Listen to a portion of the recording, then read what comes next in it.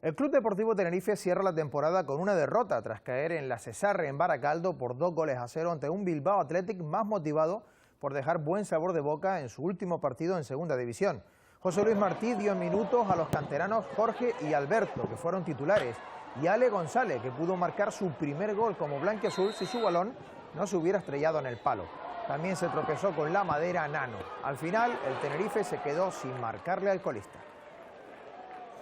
Pudo adelantarse el Tenerife en un centro de Jairo al que no llegó Nano, pero fue el filial rojiblanco el que golpeó primero, de nuevo haciendo daño a los de Martí a balón parado. En esta ocasión fue Unai Bilbao el que cabeceaba a placer en el área chica para batir a Roberto.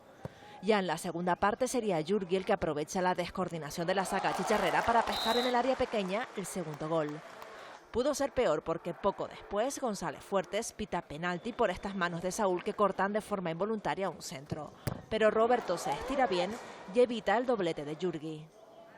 La parada del guardameta y la entrada del canterano Ale González espolearon a los blanquiazules, que jugaron sus mejores minutos. El mismo jugador gran canario dispuso de una doble ocasión que solo el larguero impidió que se convirtiera en gol. Y poco después fue Nano el que ante el portero se topó con el palo. No era la tarde del tinerfeño, que vio luego cómo Remiro realizaba la otra gran parada de la tarde tras un cabezazo suyo. Y así, sin más historia, el Tenerife finaliza la temporada y comienza, ahora oficialmente, sus vacaciones. Estamos apenas a 15 minutos para que termine la temporada en Segunda División. Están los partidos con algo en juego ahora mismo disputándose. Y en este instante el Leganés de los canarios Asdrúbal y Omar se convertiría en equipo de primera. En cuanto a la promoción de ascenso, se clasificarían Nastic, Alcorcón, Osasuna y Córdoba. Antes de que comenzaran estos choques, la Sociedad Deportiva Huesca se impuso en el Alcoraz al Lugo con un tanto de uno de los jugadores cedidos por la Unión Deportiva Las Palmas. Este gol de Tyron del Pino es uno de los nombres que está sobre la mesa de la Secretaría Técnica para definir su futuro junto a otros jugadores cedidos por el club amarillo.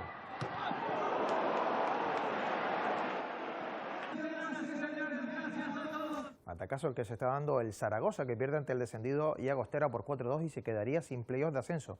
Tal y como están los marcadores, descendería a Segunda División B la Ponferradina. El ascenso a Segunda B vuelve a la primera plana este fin de semana. Dos equipos canarios, Villa de Santa Brígida y Las Palmas Atlético, disputarán los encuentros de ida de la segunda eliminatoria camino a la división de bronce. Mañana el filial amarillo recibirá al Atlético sanluqueño, mientras que el Villa visitará al Elche ilicitano. Unas 10 horas de viaje entre avión y guaguas para el conjunto satauteño en su desplazamiento a Elche. Un inconveniente más para el equipo de Israel Quintana antes de afrontar mañana a las 11 de la mañana la ida del play-off ante el Elche ilicitano, verdugo del Lanzarote en la primera eliminatoria. Y decimos un factor en contra más porque el Villa ha trabajado durante la semana para superar el aspecto psicológico negativo de perder el ascenso cuando apenas le faltaban 2 minutos para lograrlo ante el Sanse. Y además, 2 de sus 3 defensas con poco bagaje de titularidad, Álvaro, Dani Tejera y Adrián, tendrán la responsabilidad de jugar en el centro de la saga Gran Canaria en el Estadio Martínez Valero, por las ausencias de Kevin Padilla y Jonay Carreño. Por su parte, Las Palmas Atlético recibirá mañana a las 12 del mediodía en el campo Juan Guedes de la capital Gran Canaria al Atlético sanluqueño, el Atleti como es conocido popularmente. El técnico del filial amarillo, Mingo Ramas, cuenta con todos sus hombres para este choque, salvo el portero David Ramírez, que sufre de varicela. El conjunto andaluz, segundo clasificado del grupo décimo, eliminó al Náxara de La Rioja en la primera eliminatoria. Y tras regresar esta mañana, tras 3 días de descanso, los 23 jugadores seleccionados por Vicente del Bosque se ejercitaron esta tarde por primera vez, en la que es ya la última semana de entrenamientos antes del inicio de la Eurocopa de Naciones. Los canarios Silva y Pedro estuvieron presentes en esta sesión, en la que tan solo el delantero Álvaro Morata, que sufrió un golpe ante Corea del Sur, se ejercitó fuera del grupo. El equipo español tendrá este martes ante Georgia su último partido amistoso antes del debut el lunes 13 de junio.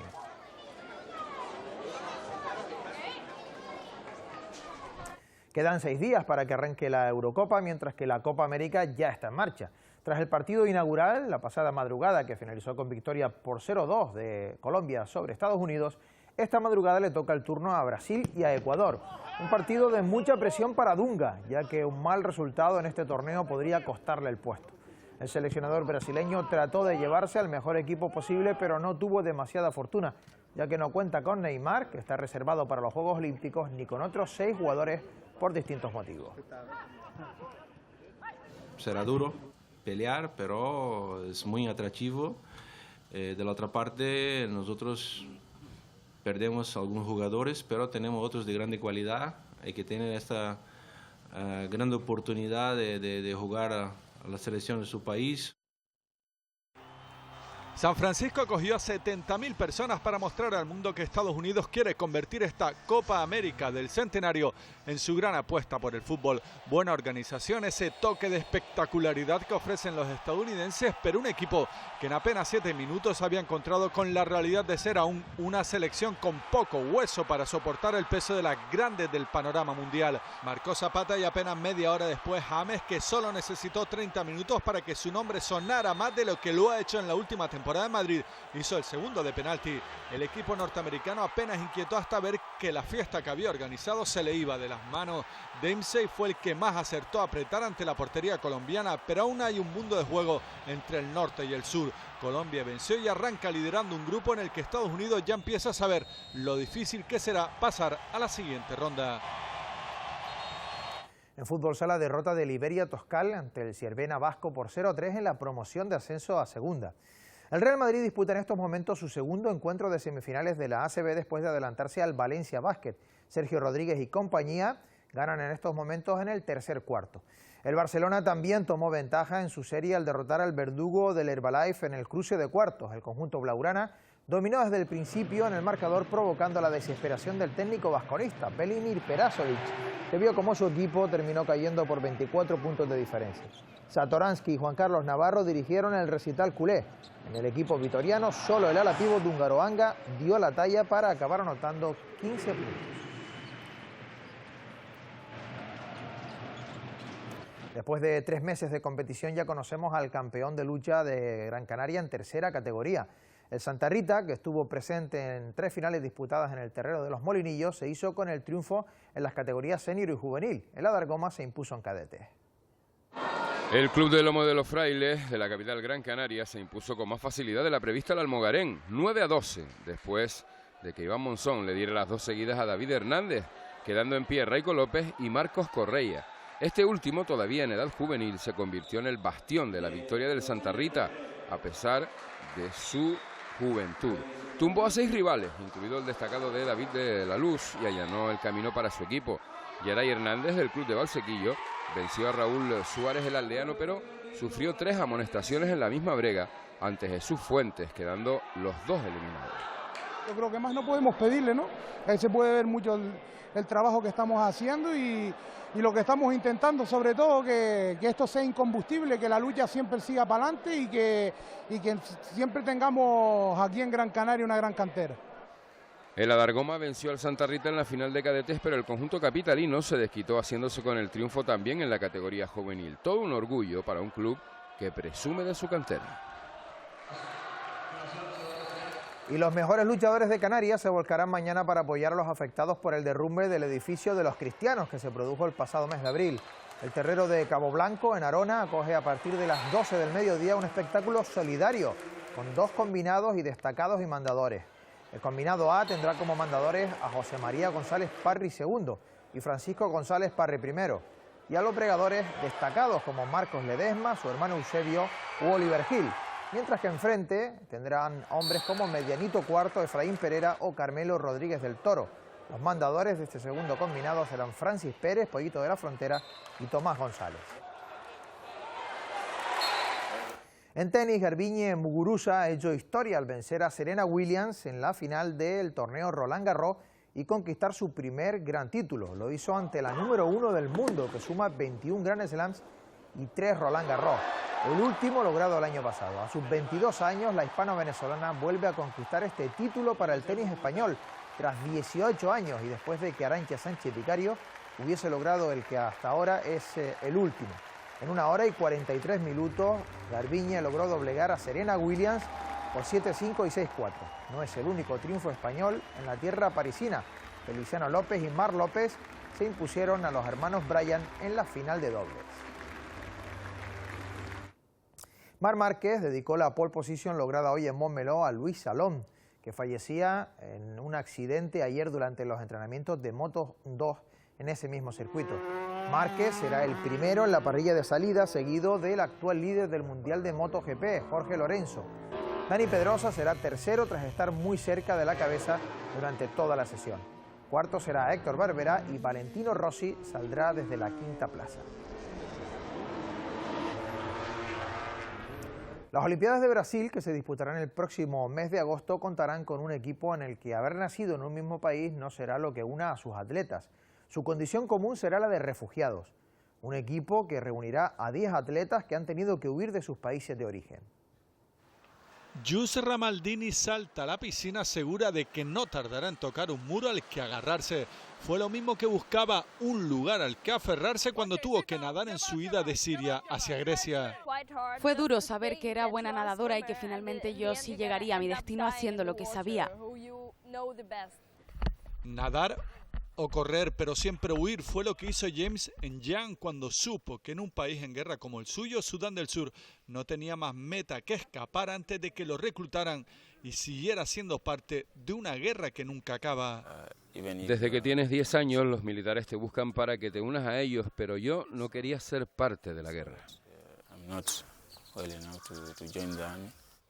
Giuseppe y James son parte de un nuevo equipo, el que se ha atrevido a crear el Comité Olímpico con refugiados para respetar el verdadero espíritu de este evento, el deporte como forma de expresión de dignidad y humanidad. Significa que estamos diciendo, somos refugiados, pero somos seres humanos como el resto. Son 6 hombres y 4 mujeres, nadadores, corredores y judocas. Han perdido su hogar, su bandera, su himno, pero se unirán bajo los colores olímpicos para representar a un país inexistente en los mapas, pero tan real que suma 60 millones de refugiados en todo el mundo. Sus éxitos no se medirán en medallas, sino en su capacidad para hacernos entender la realidad de millones de personas a las que hemos dado la espalda. El deporte por encima de la política.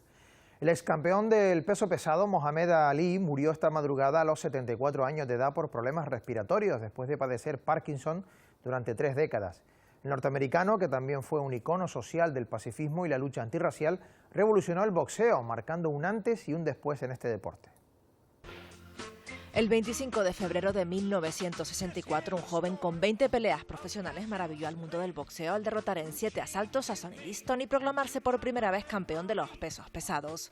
El ex campeón tinerfeño de los superligeros, Miguel Velázquez, el catedrático del ring, nos explica por qué. Mohamed Ali boxeaba como un peso ligero, como un peso pluma, con mucho movimiento, con mucha velocidad, con mucho desplazamiento. Mohamed Ali ha sido un fenómeno en el boxeo. Vuela como una mariposa, pica como una avispa. Así definía el propio Mohamed Ali su novedoso y espectacular estilo. El de Kentucky tenía un juego de piernas virtuoso y una cintura flexible que le mantenían cerca de su rival, pero nunca a su alcance. Todo un contraste con los boxeadores anteriores, cuyo poder en el ring dependían de su resistencia y de su capacidad para conectar un golpe detrás de otro.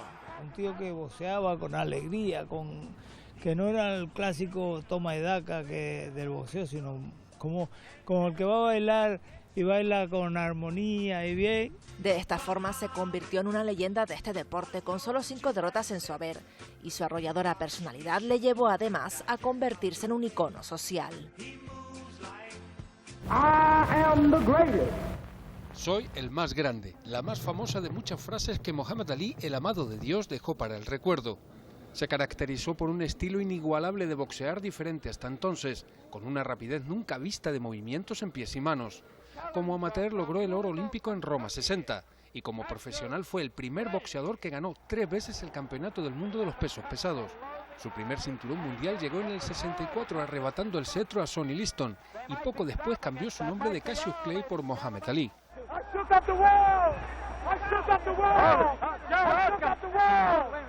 Ali también fue una figura social de primer orden con gran influencia en la política y en la lucha por los derechos civiles y del Islam. Su compromiso le llevó a estar en contra del reclutamiento para la guerra del Vietnam y tras declararse objetor de conciencia para no acudir a la contienda asiática, le fue suspendida la licencia de boxeador y quedó desposeído de sus títulos.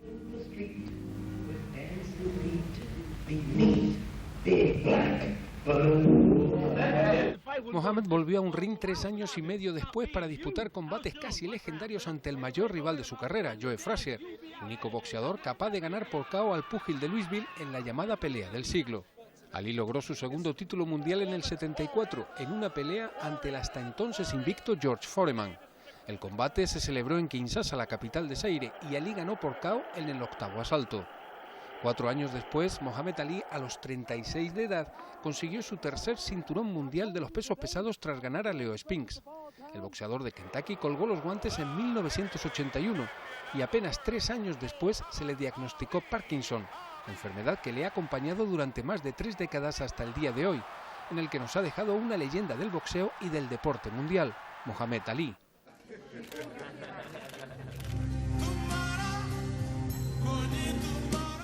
Ali seguirá vivo en nuestro recuerdo. Con su imagen nos despedimos hasta mañana. Que pasen buena noche.